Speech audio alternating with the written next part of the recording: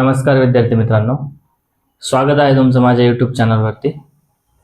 तर आज आपण मराठी व्याकरणामधला पार्ट 2 आज आपण बघणार आहोत। तर पार्ट 1 मध्ये आपण त्या पार्ट 1 ची जर रिव्हिजन सांगायची झाली तर त्याच्यामध्ये आपण भारतीय भाषांचे गट बघितले, इंडो आर्य आणि द्रविडियन। त्यानंतर मराठी भाषेसंदर्भात जे 4 दिन विशेष होते ते आपण पाहिले। त्याच्यामध्ये आपण मराठी भाषा गौरव दिन पाहिला जो की 27 फेब्रुवारीला असतो। त्यानंतर राजभाषा दिवस पाहिला। त्यानंतर आंतरराष्ट्रीय मातृभाषा दिवस पाहिला 21 फेब्रुवारी। आणि आपण मराठी भाषेला जे अभिजात भाषेचा दर्जा भेटला तो दिवस म्हणजे मराठी अभिजात भाषा दिवस 3 ऑक्टोबर तो देखील आपण पाहिला। त्यानंतर आपण 4 भाषांविषयी माहिती बघितली। त्याच्यामध्ये ब्राह्मी लिपी असेल, खरोष्टी लिपी, मोडी लिपी या भाषांचा आपण अभ्यास केला। त्यानंतर आपण विषय कौशल्याच्या 5 पायऱ्या होत्या, त्या 5 पायऱ्या आपण पाहिल्या। आणि त्यानंतर भाषेमधले जे काही मूलभूत घटक असतात, जे 8 घटक असतात मूलभूत, ते आपण पाहिले। तर पार्ट 2 मध्ये आपण आज वर्णमाला बघणार आहोत। मोस्ट इम्पॉर्टंट हा जो असणार आहे आजचा पार्ट असणार आहे, कारण या वर्णमालेवरती आपल्या पोलीस भरतीमध्ये अनेक प्रश्न इथूनच आलेले आपल्याला मराठी व्याकरणामध्ये जवळपास 1 ते 2 प्रश्न याच भागावरून आपल्याला पाहायला भेटतात। त्यामुळे जी वर्णमाला आहे ती तोंडपाठ ठेवा, म्हणजे त्याच्यामध्ये जे काही घटक आहेत, स्वर असतील, व्यंजन असतील, संयुक्त व्यंजन असतील, अर्धस्वर असतील, जेही घटक आहेत ते आपले तोंडपाठ ठेवा, जेणेकरून याच्यावर जर एकही प्रश्न, एकही मार्क आपला जाता कामा नये। ठीक। तर वर्णमाला, आपली वर्णमाला जी आहे ती 2009 पूर्वी 48 वर्णांची होती। मूळ वर्णमाला ज्याला आपण म्हणतो ती 48 वर्णांची होती। मग 4 वर्णांचा त्याच्यामध्ये समावेश झाला। मागच्या पार्ट मध्ये बघत असताना मी तुम्हाला सांगितलं की जे काही मराठी व्याकरणाचे पुस्तकं लिहिण्यात आली होती त्याच्यामध्ये 2 लेखकांची नावं होती, ती म्हणजे अरविंद मंगरुळकर आणि म.बा. सबनीस। यांच्याविषयी मी तुम्हाला मागच्या पार्ट मध्ये देखील सांगितलं की वर्णमाला बघत असताना या 2 व्यक्तिमत्वांचा उल्लेख होणार आहे। तर मी तुम्हाला सांगितलं की मूळ वर्णमाला किती वर्णांची होती, तर 48 वर्णांची होती। त्याच्यामध्ये 4 वर्ण समावेश करण्यामागे या 2 व्यक्तिमत्वांनी त्याच्यामध्ये नाही का सरकारकडे जो अहवाल आहे तो त्यांनी दिलेला होता। तर त्याच्यामध्ये अरविंद मंगरुळकर यांनी इंग्रजी स्वर अ आणि अ यांचा समावेश आपल्या वर्णमालेमध्ये करावा अशी जी काही अहवाल आहे तो अरविंद मंगरुळकर यांनी दिला। आणि त्यानुसार 2009 नंतर अ आणि अ यांचा समावेश स्वरादी म्हणून इंग्रजी मधील जे काही स्वर आहेत अ आणि अ यांचा समावेश आपल्या मराठी वर्णमालेमध्ये करण्यात आला। ठीक आहे। त्यानंतर म.बा. सबनीस यांच्या शिफारशीनुसार क्ष आणि ज्ञ या 2 संयुक्त व्यंजनांचा समावेश मराठी वर्णमालेमध्ये करण्यात आला। आणि तो समावेश व्यंजनाच्या शेजारीच 4था गट म्हणून संयुक्त व्यंजन म्हणून ह्या 2 व्यंजनांचा समावेश मराठी वर्णमालेमध्ये करण्यात आला। ठीक। तर ह्या 2 जे काही व्यक्ती आहेत त्यांच्याविषयी माहिती असू द्या की अरविंद मंगरुळकर यांच्या शिफारशीनुसार कोणत्या वर्णांचा समावेश करण्यात आला आणि म.बा. सबनीस यांच्या शिफारशीवरून कोणत्या वर्णांचा समावेश करण्यात आला, हा प्रश्न देखील महत्त्वाचा आहे परीक्षेसाठी। ठीक आहे। तर त्यानंतर आपली जी मराठी वर्णमाला आहे आता आपण बघणार आहोत।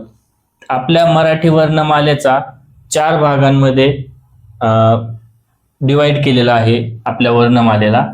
त्याच्यामध्ये पहिला भाग आहे स्वर, दुसरा आहे स्वरादी, तिसरा आहे व्यंजन आणि चौथा आहे संयुक्त व्यंजन. एकूण किती गट पाडण्यात आलेले आहेत रे? तर 4 गटांमध्ये विभागण्यात आलेला आहे. त्यानंतर आता आपण पहिला गट पाहूया, तो म्हणजे स्वर. स्वर म्हणजे काय? तर ज्या वर्णांचा उच्चार करत असताना आपल्या जिभेचा इतर कोणत्याही भागाला स्पर्श होत नाही, तसेच या वर्णांचा उच्चार करत असताना हवा जी काही बोलताना आपल्या तोंडातून हवा बाहेर पडते ती अडवली जात नाही, तर अशा वर्णांना आपण स्वर असे म्हणतो. आणि स्वरांनाच संस्कृतमध्ये दुसरं नाव आहे, ते म्हणजे अच. हे देखील लक्षात ठेवा. ठीक आहे. तर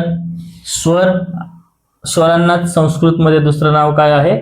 अच. स्वरांमधला जे 4 भाग आहेत त्याच्यामधला पहिला भाग आहे रस्व. रस्व स्वर.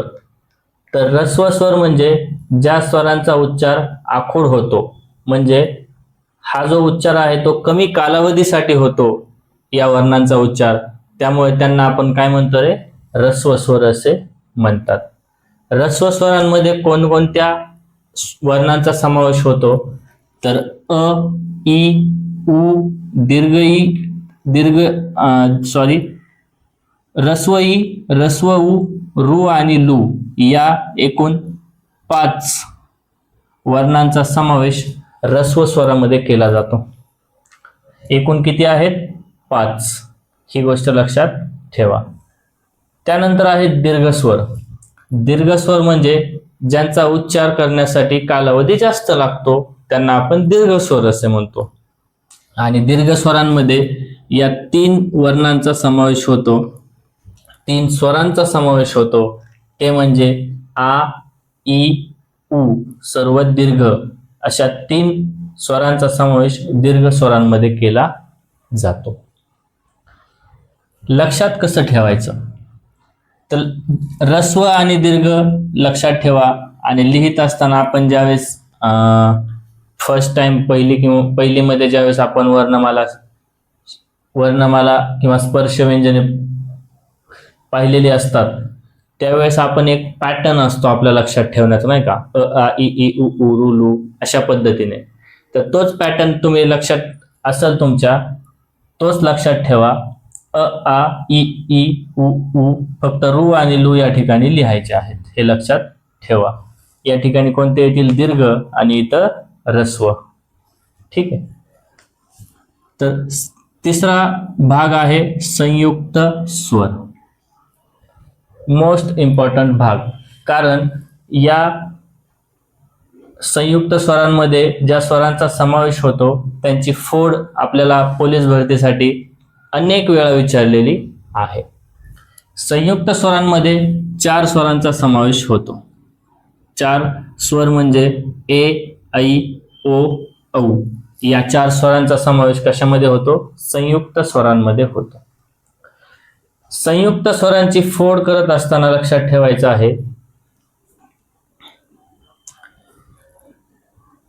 तर ए जो काही स्वर आहे ए, ठीक आहे, ए जो, तर ए स्वरची फोड करायची आहे अ अधिक ई किंवा दीर्घ ई, रस्व ई किंवा दीर्घ ई, अशा पद्धतीने ही ए ची फोड आहे. त्यानंतर आहे ऐ. काय आहे? ऐ. तर ऐची फोड आहे आ अधिक ई, रस्व दीर्घ ई किंवा रस्व ई. त्यानंतर आहे ओ. ओ ची फोड करायची आहे अ अधिक रस्व ई किंवा रस्व उ किंवा दीर्घ उ, अशा पद्धतीने करायची आहे. ओ ची फोड कशी करायची आहे? तर अ अधिक उ किंवा दीर्घ उ.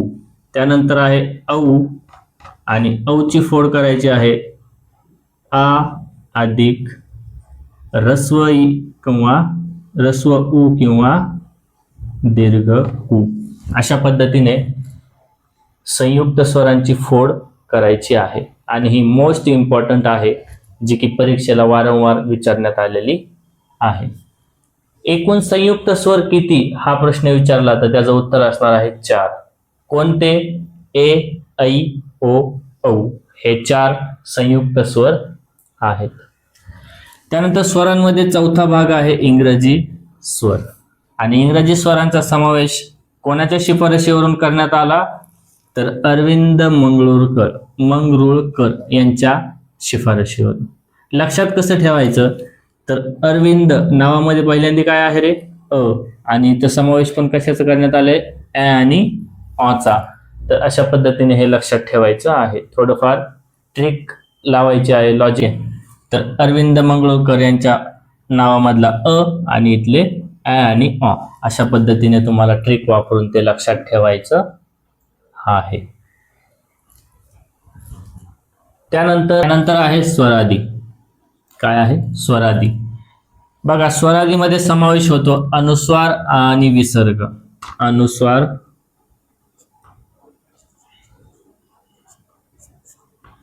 आणि विसर्ग.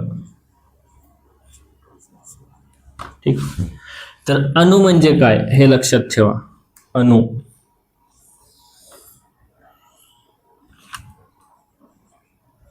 अनु म्हणजे नंतरचा किंवा त्यालाच आपण म्हणतो मागून जन्मलेला. अनु म्हणजे काय हा प्रश्न देखील बऱ्याच वेळा परीक्षेला आपल्याला विचारलेला पाहायला भेटतो. अनु म्हणजे काय तर नंतरचा किंवा मागून जन्मलेला. बघा, अनुस्वाराचा उच्चार करत असताना ज्यावेळेस एखाद्या अक्षरावरती अनुस्वार दिला जातो, उदाहरणार्थ अंश, तर हा उच्चार करत असताना आपण अगोदर त्या स्वराचा उच्चार करतो आणि नंतर या अनुस्वाराचा उच्चार करतो, बरोबर ना? अंश अचा अगोदर उच्चार आणि नंतर अनुस्वाराचा. त्याच्यामुळे याला अनुस्वार असे म्हणतात, कारण उच्चार हा नंतर होतो, नाही का? अक्षरावर स्वार झालेला तो म्हणजे अनुस्वार आणि अनु म्हणजे काय तर नंतर आलेला. अशा पद्धतीने त्याची ओळख आपल्याला लक्षात ठेवायची आहे. ठीक आहे, तो असतो अनुस्वार. आणि विसर्ग म्हणजे काय तर श्वास सोडणे. बघा, ज्यावेळेस आपण विसर्गाचा उच्चार करतो त्यावेळेस अगोदर स्वर येतो आणि नंतर विसर्ग येत असतो, बरोबर? त्याच प्रकारे विसर्गाचा उच्चार करत असताना थोडे ह जो आहे, जो की महाप्राण आहे, ह ला आपण थोडा झटका दिल्याप्रमाणे काय होतं उच्चार होतो. त्याच्यामुळे त्याला काय म्हणतात रे? विसर्ग असे म्हणतात. ठीक आहे, आणि त्याचा अर्थ काय होतो तर श्वास सोडणे असा त्याचा अर्थ होतो. बघा, याचा उच्चार करण्याच्या अगोदर देखील आपल्याला स्वराचा उच्चार करावा लागतो. एक्झाम्पल आहे दुःख, तर हा काय आहे विसर्ग. या विसर्गाच्या अगोदर काय आहे दू आणि त्याच्यामध्ये उ हा काय आहे तर स्वर आहे, ज्याचा उच्चार आपल्याला विसर्गाच्या अगोदर करावा लागतो, बरोबर ना? तर अशा पद्धतीने विसर्ग बद्दल तुम्हाला माहिती लक्षात ठेवायची आहे. आपण पाहिलं स्वरामध्ये 4 गट: ऱ्हस्व, दीर्घ, संयुक्त, इंग्रजी. ऱ्हस्वमध्ये 5 वर्ण स्वर येतात, दीर्घमध्ये 3 स्वर येतात, संयुक्तमध्ये 4. या 4ही स्वरांची फोड आपण या ठिकाणी पाहिलेली आहे. कशा पद्धतीने तयार झालेले आहेत ते स्वर ते आपण पाहिलेलं आहे. त्यानंतर आपण पाहिलं इंग्रजी स्वर. इंग्रजी स्वर कोणाच्या शिफारशीवरून मराठी वर्णमालेमध्ये आले ते आपण पाहिलं, ज्यांचं नाव आहे अरविंद मंगरुळकर. त्यानंतर आपण स्वरादी पाहिले. त्याच्यामध्ये अनुस्वार, अनु म्हणजे नंतरचा किंवा मागून जन्मलेला. त्यानंतर विसर्ग म्हणजे श्वास सोडणे, ज्याचा उच्चार करत असताना नाही का हवा बाहेर पडते आणि विसर्गाच्या अगोदर देखील स्वराचा उच्चार करावा लागतो. त्याचं उदाहरण आपण पाहिलेलं आहे. त्यानंतर आहेत व्यंजन. जसं स्वरांना संस्कृतमध्ये अच असे म्हणतात, तसंच व्यंजनांना संस्कृतमध्ये स्वरांत, परवर्ण आणि हलंत अशी नावं आहेत. लक्षात ठेवा. याच्यामध्ये व्यंजनांना संस्कृतमध्ये हलंत म्हणतात आणि परवर्ण आणि स्वरांत हे देखील स्वर व्यंजनाचीच नावं आहेत, हे लक्षात ठेवा. व्यंजनांमध्ये व्यंजनांची फोड 5 गटामध्ये केली जाते. ठीक आहे. त्याच्यामध्ये पहिला गट आहे स्पर्श व्यंजने. एकूण स्पर्श व्यंजने किती? तर ती आहेत 25. किती आहेत? 25. आणि आपण अगोदर पाहिल्याप्रमाणे स्वर, एकूण स्वर किती आहेत रे? 14. किती आहेत? 14 स्वर आहेत एकूण. आणि स्वरादी किती आहेत? 2. स्पर्श व्यंजने किती आहेत? 25. कोणकोणती? त्याच्यामध्ये 3 गट आहेत. कठोर व्यंजने, मृदू व्यंजने, अनुनासिक. अनुनासिक व्यंजने. कठोर व्यंजने ज्या पहिल्या 2 स्तंभ आहेत त्यांचा समावेश होतो. मृदू व्यंजनांमध्ये पुढच्या 2 आणि अनुनासिक मध्ये राहिलेला एक जो काही स्तंभ आहे त्याचा समावेश होतो. हे स्पर्श व्यंजने आपल्या लक्षात, जर आपण एक एक ओळ लक्षात ठेवली तर लक्षात राहत नाही, परंतु ज्यावेळेस आपण सलग उच्चार करतो त्याचा, त्यावेळेस ती आपोआप आपल्या शब्दातून बाहेर पडते, कारण आपण लहानपणी याचा सराव बऱ्याचदा केलेला असतो. त्याच्यामुळे क ख ग घ ड च छ ज झ त्र ट ठ ड ढ न त थ द ध न प फ ब भ म हे काय आहेत? तर स्पर्श व्यंजन आहेत. याच्यामध्ये पहिला गट आहे कठोर व्यंजने, दुसरा गट आहे मृदू व्यंजने आणि राहिलेला एक गट आहे अनुनासिक व्यंजने.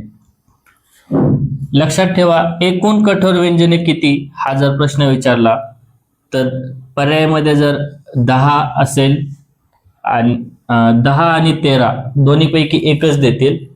कारण सांगतो मी त्याचं. कठोर व्यंजनांमध्ये समावेश होतो श श श या उष्मे किंवा जे घर्षक आहेत त्यांचा देखील समावेश याच्यामध्ये होतो. हे आपण ठीक आहे, हे आपण थोडं पुढच्या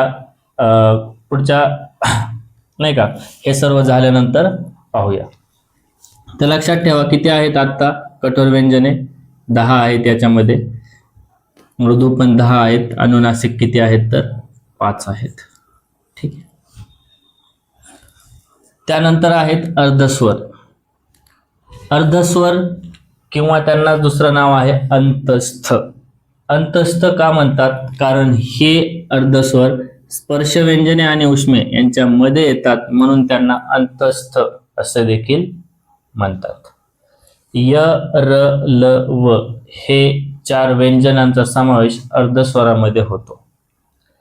का? अर्धस्वरांचा उच्चार हा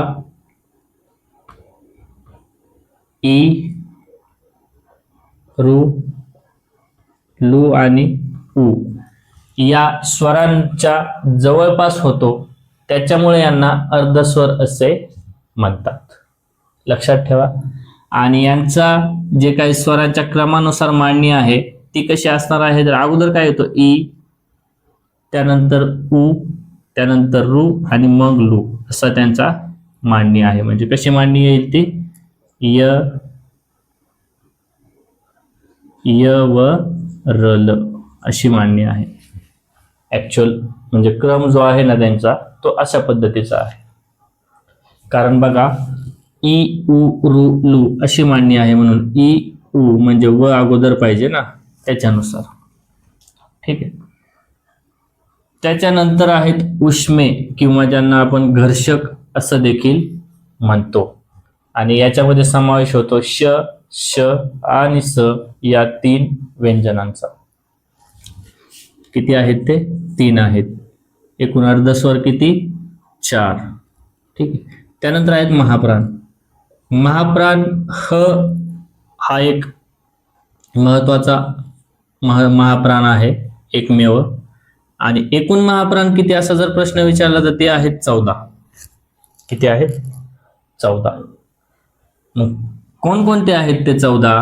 तर लक्षात ठेवा, स्पर्श व्यंजन गटातील जो ख आणि घ हे जे दोन स्तंभ आहेत त्यांचा समावेश देखील महाप्राण मध्ये होतो. म्हणजे हे 5 आणि हे 5 10 आणि घर्षक जे आहेत श श आणि स यांचा समावेश देखील महाप्राण मध्ये होतो.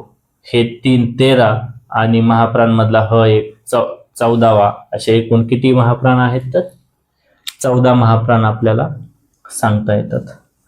एकूण अल्पप्राण किती मग? तर ते आहेत 20. इथं दिलेलं आहे बघा, एकूण अल्पप्राण किती?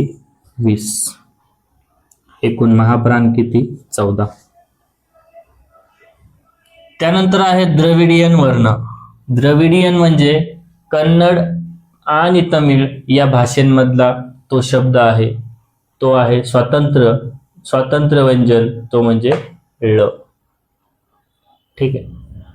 त्यानंतर चौथा गट आहे वर्णमालेचा संयुक्त व्यंजने. संयुक्त व्यंजनांचा समावेश मराठी वर्णमालेमध्ये करण्याची शिफारस कोणी केली? ती केली म बा सबनीस यांनी. आणि यांच्या शिफारसीनुसार कोणते व्यंजन ऍड झाले? ते आहेत क्ष आणि ज्ञ. ठीक. तर अशी ही आहे आपली वर्णमाला. तोंडपाठ ठेवा. कुठलाही प्रश्न कसाही फिरून विचारला तरी आपल्याला आलाच पाहिजे. तर एकूण महाप्राण किती? 14. एकूण अल्पप्राण किती? 20. अल्पप्राण म्हणजे कोणकोणत्या समावेश होतो वर्णांचा किंवा व्यंजनांचा? तर त्याच्यामध्ये स्पर्श व्यंजन गटातील क च ट त प ही लाईन आणि ग ज ड द ब ही लाईन यांचा देखील समावेश अल्पप्राण मध्ये होतो. राहिलेले जे ख ची आणि घ ची लाईन आहे ना, यांचा समावेश कशामध्ये होतो रे? महाप्राण मध्ये होतो. म्हणजे हे 5 10 आणि य र ल व हे 5 15 श श स हळ श श स आणि ळ यांचा समावेश देखील अल्पप्राण मध्ये होतो. असे एकूण किती आहेत? 20 आहेत. एकूण कठोर व्यंजने किती? ती आहेत 13. ठीक आहे. एकूण कठोर व्यंजने किती? 13 आहेत. आणि कठोर व्यंजनांमध्ये कोणत्या गटात समावेश होतो? तर क ख ही दोन्ही लाईन आणि श श स या 3 उष्मे किंवा घर्षकांचा समावेश देखील कठोर व्यंजनांमध्ये होतो. त्यानंतर आहेत मृदू व्यंजने. एकूण मृदू व्यंजने किती आहेत? तर 21 आहेत. 21 ही गोष्ट लक्षात ठेवा.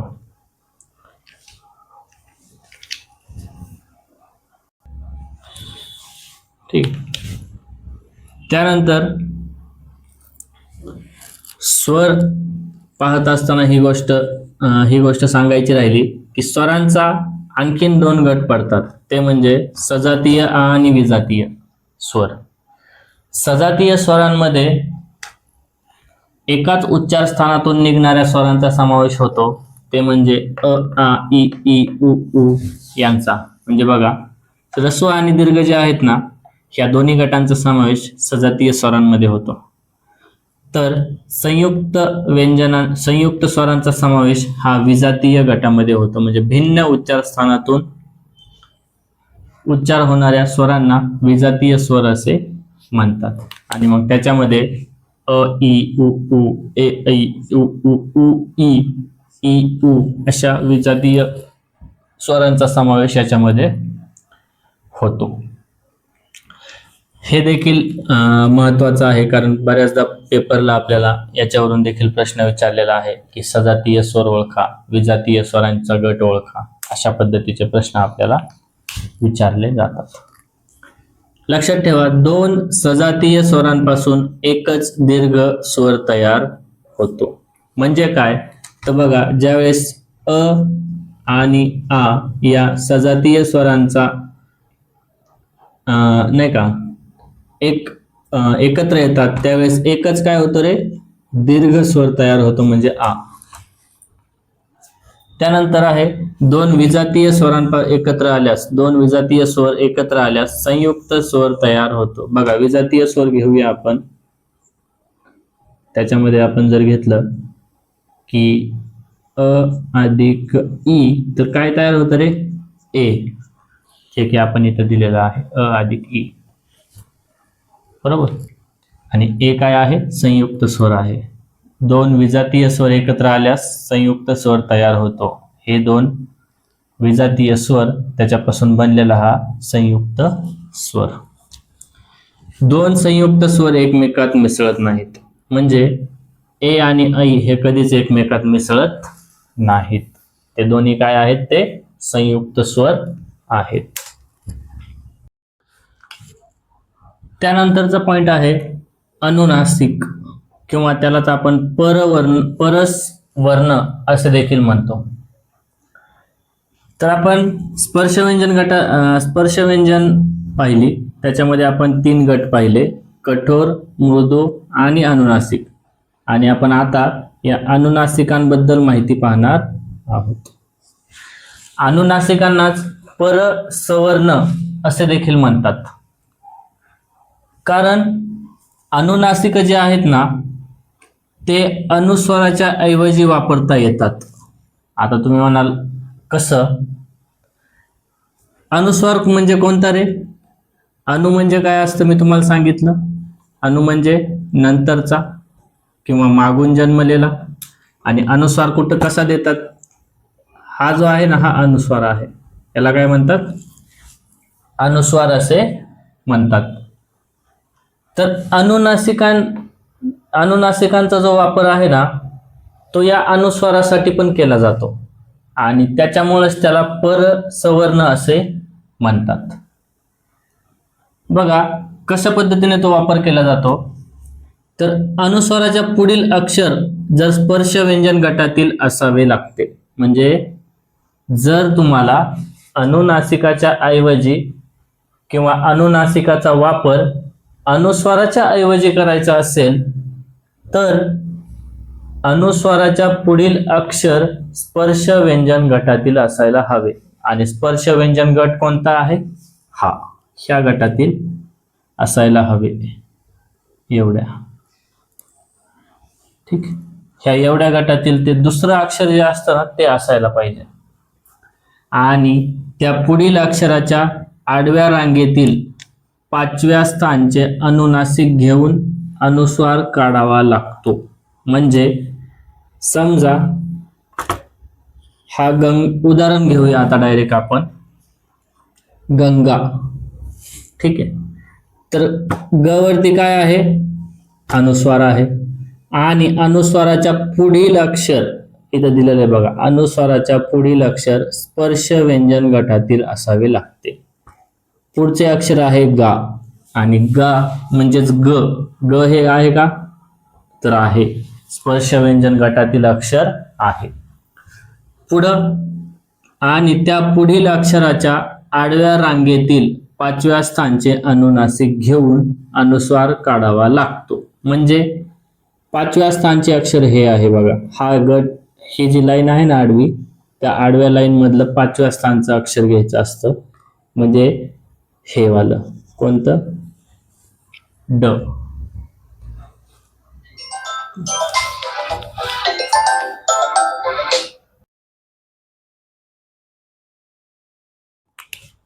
बघा ग जो अनुस्वार आहे, अनुस्वाराच्या पुढचा जो अक्षर आहे ते स्पर्शव्यंजन गटातला आहे का? ग. तर आहे. मग या स्पर्शव्यंजन गटातला ही जी काय आडवी लाईन आहे, आडव्या लाईन मधलं 5वं अक्षर काय आहे? अनुनासिक काय आहे? ड. आणि हे ड आपण या अनुस्वाराच्या ऐवजी वापरायचं आहे. हा आहे अनुस्वार. ग अनुस्वार काढून टाकायचा आणि ग ऐवजी, अनुस्वाराऐवजी ड वापरायचं आणि गा जसा आहे तसा लिहायचा. पुढचं उदाहरण बघा. कंकण, अनुस्वार क वर आहे. क च्या पुढचं अक्षर काय आहे? कच आहे. आणि क हा पहिल्या गटातला आहे. आणि मग आडव्या लाईन मधलं कोणतं अनुनासिक घ्यायचं? ड. तर ते काय येईल मग? अनुस्वाराऐवजी काय वापरायचं, ड वापरायचं आणि बाकी शब्द आहेत असा लिहायचा.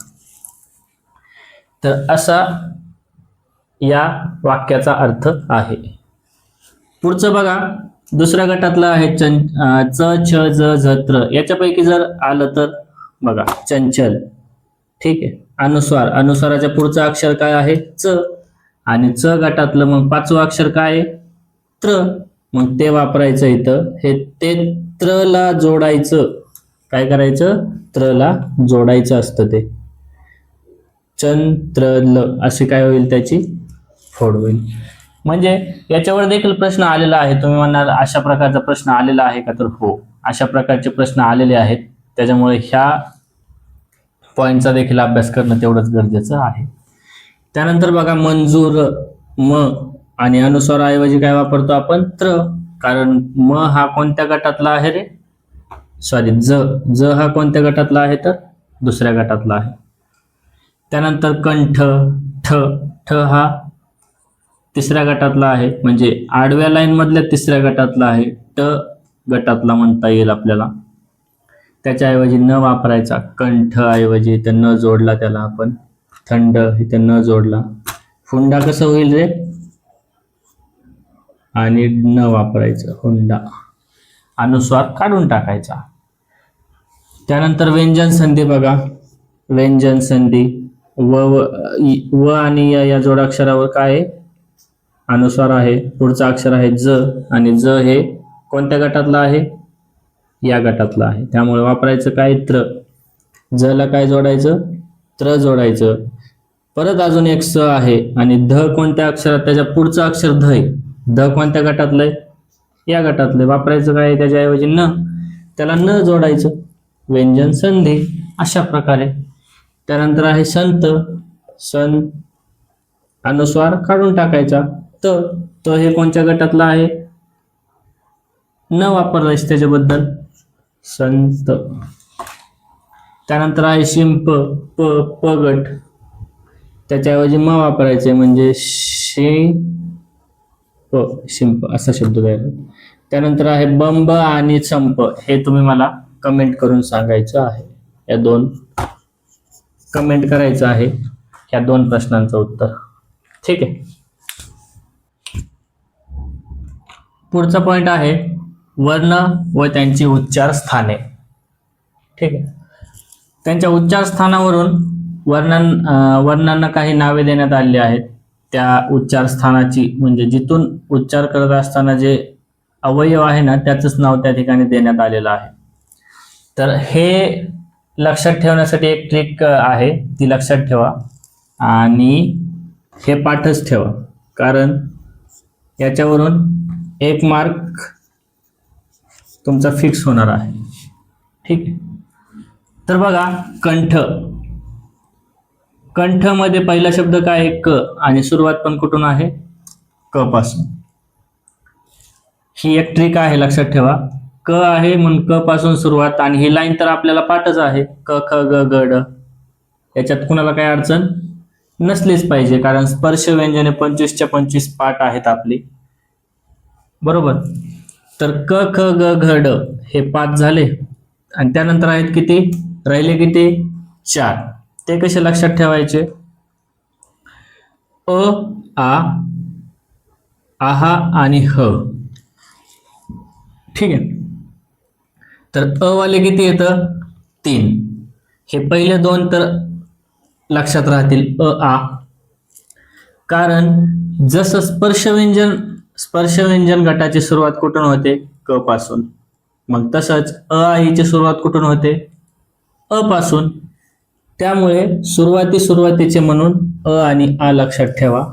राहिले फक्त 2, आहा आहा आणि ह, हे 2 तर आरामात लक्षात राहतील असं मला वाटतं, बरोबर. तर अशा पद्धतीने आपण पहिला गट लक्षात ठेवला, कोणता आहे, कंठ.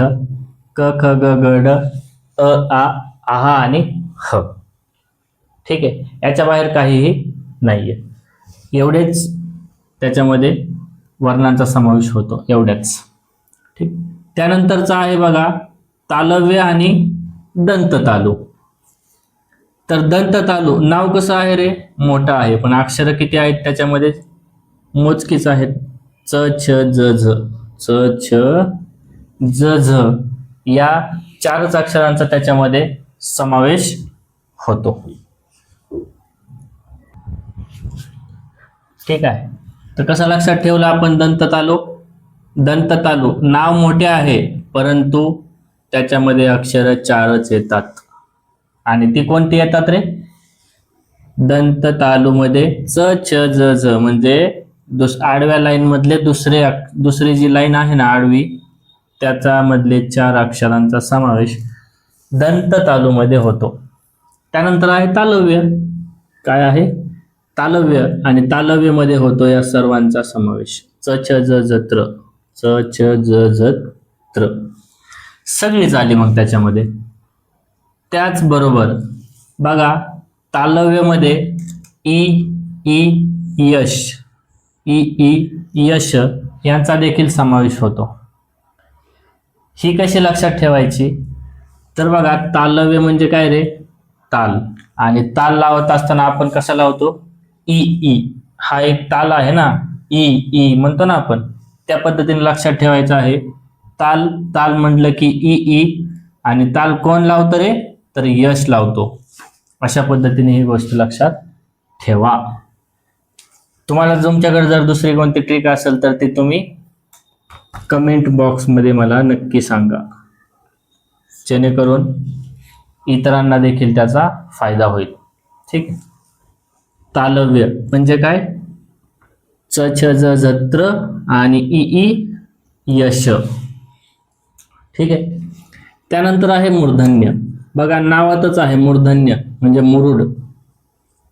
आणि ट कसा लिहिलाय रे तुम्ही? मुरुड घालून लिहिलेला सारखा आहे का? मुरुड. ट कसा लिहितो आपण? असा ट, मुरुड घालतो ना त्याला. त्यामुळे मूर्धन्य म्हणजे मुरुड. आणि मुरुड घालून आपण कोणता वर्ण लिहितो? स्पर्श व्यंजन लिहितो, ट. अशा पद्धतीने लक्षात ठेवायचंय. मग मूर्धन्यमध्ये कोणकोणते येतात रे? ट ची पूर्ण आडवी लाईन, ट ठ ड ढ न. कोणती आली?